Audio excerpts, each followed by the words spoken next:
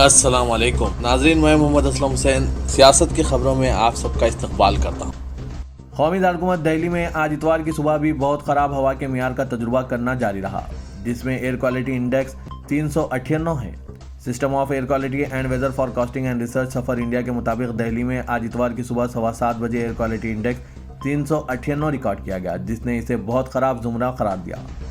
सुबह 8 बजे रिकॉर्ड किए गए मरकजी आलूदगी कंट्रोल बोर्ड के आदादशुमार के मुताबिक आनंद विहार में एयर क्वालिटी इंडेक्स 336 था। इसी तरह अलीपुर में एयर क्वालिटी इंडेक्स 363, ITO में 329 और बवाना में 371 रिकॉर्ड किया गया। सभी इंतहाई ख़राब जुमरे में रिकॉर्ड किए गए हैं। इस खबरनामे को MS एजुकेशन की जानिब से स्पॉन्सर किया जा रहा है। At MS Education Academy, we believe in respect, integrity, diligence and motivation, the core values that guide our teaching and learning process. Join us and discover the difference that MS Education Academy can make in your child's life. MS Education Academy, preparing world-worthy individuals. वज़ीर-ए-आज़म नरेंद्र मोदी ने आज इतवार की सुबह अपनी पेशरो इंदिरा गांधी को इनकी 105वीं यौम पैदाइश पर खिराज अक़ीदत पेश किया। सोशल मीडिया प्लेटफॉर्म एक्स पर PM मोदी ने पोस्ट किया। इनकी यौम पैदाइश पर हिंदुस्तान की साबिक़ वज़ीर-ए-आज़म मोहतरमा इंदिरा गांधी को खिराज तहसीन। 19 नवंबर 1917 को पैदा हुई इंदिरा गांधी ने कौमी सियासत में अपने नक़ुश छोड़े और 1966 से 1977 तक और फिर 1980 से 31 अक्टूबर 1984 को अपने क़त्ल तक तीसरी वज़ीर-ए-आज़म के तौर पर खिदमत अंजाम दी।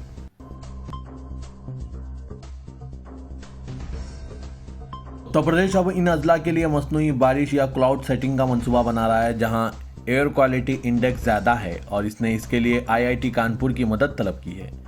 सुप्रीम कोर्ट की जानिब से उत्तर प्रदेश, पंजाब, हरियाणा, राजस्थान को फ़िज़ाई आलूदगी पर काबू पाने के लिए कहने के बाद ये बातचीत हुई है। Manoj Singh, additional chief secretary जंगलात, माहौलियात और मौसमियाती तब्दीली ने कहा, हमने IIT कानपुर के साथ बातचीत की है ताकि NCR खित्ते के इन अजला में क्लाउड सेटिंग की जाए जहां फ़िज़ाई आलूदगी की सतह ज़्यादा है। यह सिर्फ उस सूरत में किया जाएगा जब माहौल में काफ़ी नमी हो और दीगर साजगार हालात हों।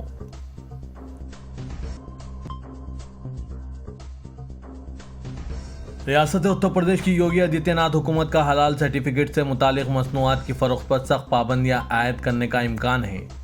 इस ज़िमन में दारुकुमत लखनऊ के हजरतगंज पुलिस स्टेशन में एक मुकदमा दर्ज किया गया है। हजरतगंज कोतवाली में हलाल सर्टिफिकेशन देने के बाद मसनूआत फ़रोख्त करने वाली कंपनियों के खिलाफ समाजी कारकुन शैलेंद्र शर्मा की शिकायत पर मुकदमा दर्ज किया गया है। IPC की दफ़ा 120B, 153A, 298, 384, 420, 467, 468, 471, 505 के तहत हलाल सर्टिफिकेशन देने के बाद सामान फरोख्त करने वाली नामालूम कंपनियों के खिलाफ मुकदमा दर्ज किया गया है। यहाँ तक कि उत्तर प्रदेश में 5 स्टार होटल भी हलाल सर्टिफिकेशन हासिल करते हैं, जो इस बात को यकीनी बनाता है कि जो गोश्त पेश किया जा रहा है वो हलाल है।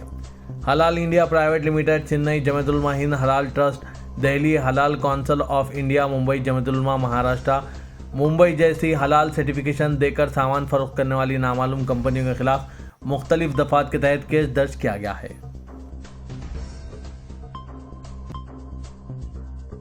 ICC क्रिकेट वर्ल्ड कप का आज फाइनल अहमदाबाद के नरेंद्र मोदी स्टेडियम में खेला जा रहा है। यह मैच हिंदुस्तान और ऑस्ट्रेलिया के दरमियान खेला जाएगा। तकरीबन 1,30,000 तमाशाई इस तारीखी लम्हे का मुशाहिदा कर रहे हैं। इस मैच को देखने के लिए हिंदुस्तान और बैरून मुल्क से कई बड़ी शख्सियात भी स्टेडियम में मौजूद हैं।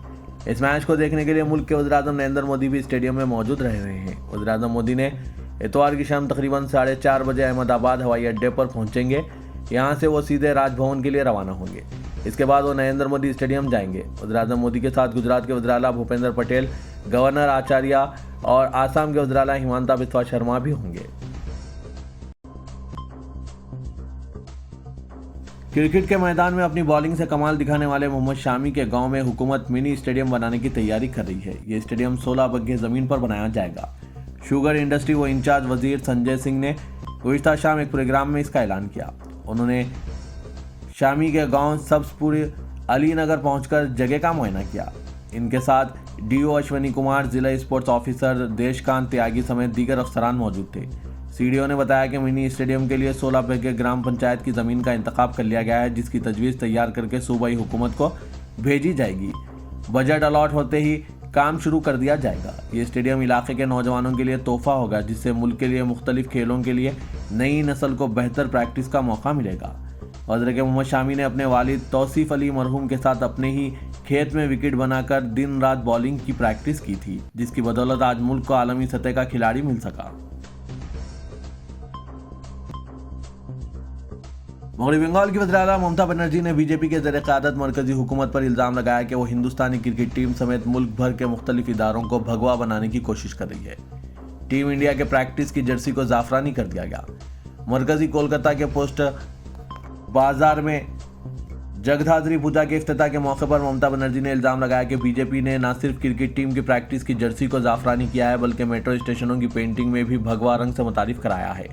उन्होंने नापसंदीदगी का इजहार करते हुए कहा कि वो पूरे मुल्क को ज़ाफ़रानी रंग में रंग देने की कोशिश कर रहे हैं। ममता ने कहा, हमें अपने हिंदुस्तानी खिलाड़ियों पर फ़ख्र है और मुझे यकीन है कि वो वर्ल्ड कप में चैंपियन बनेंगे, लेकिन बीजेपी वहाँ भी ज़ाफ़रानी रंग लाने की कोशिश कर रही है और हमारे लड़के अब ज़ाफ़रानी रंग की जर्सियों में प्रैक्टिस कर रहे हैं।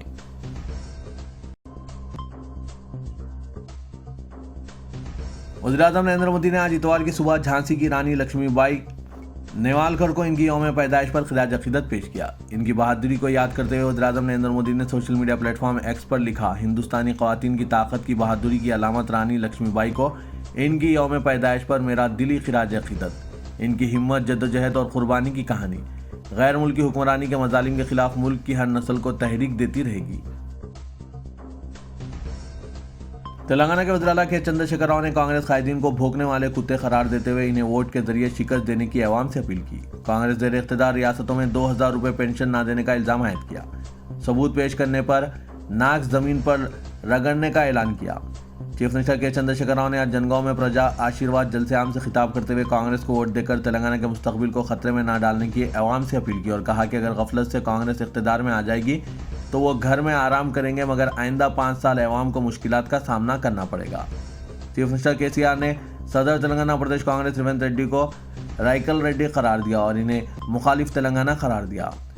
और तेलंगाना तहरीक में रेवंत रेड्डी मुखालिफ तेलंगाना चंद्रबाबू नायडू की जूतियां चाटते थे। इनकी हिदायत पर तेलंगाना तहरीक में हिस्सा लेने वालों की मुखालिफत करके आंध्री आकाओं को खुश करते थे। उन्होंने अपनी ज़िंदगी को खतरे में डालकर तेलंगाना की तहरीक चलाई और कामयाबी हासिल की। 10 साल में तेलंगाना के हर शोबे को मुल्क में सरे फहरिस्त कर चुके हैं। केसीआर ने कहा, मेरे खिलाफ रेवंत रेड्डी गैर पार्लिमानी अल्फाज का इस्तेमाल करके अवामी बरहमी मोल ले रहे हैं।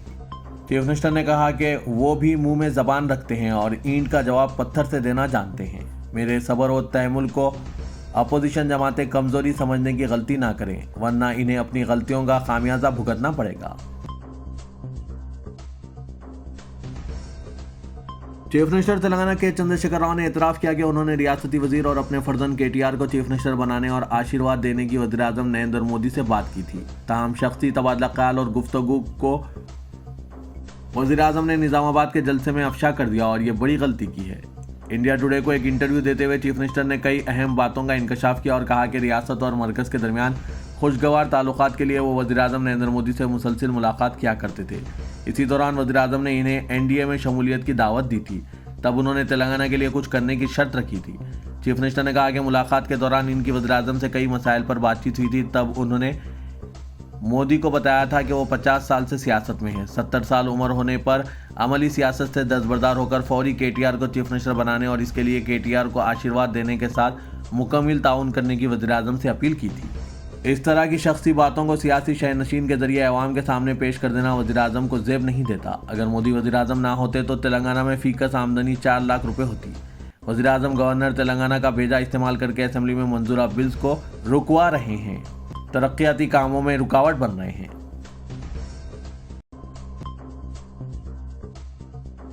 मरकजी वज़ीर दाखिला अमित शाह ने कहा है कि बीजेपी के तेलंगाना में बरसर इख्तिदार आने पर यकसां सिविल कोड पर अमल किया जाएगा।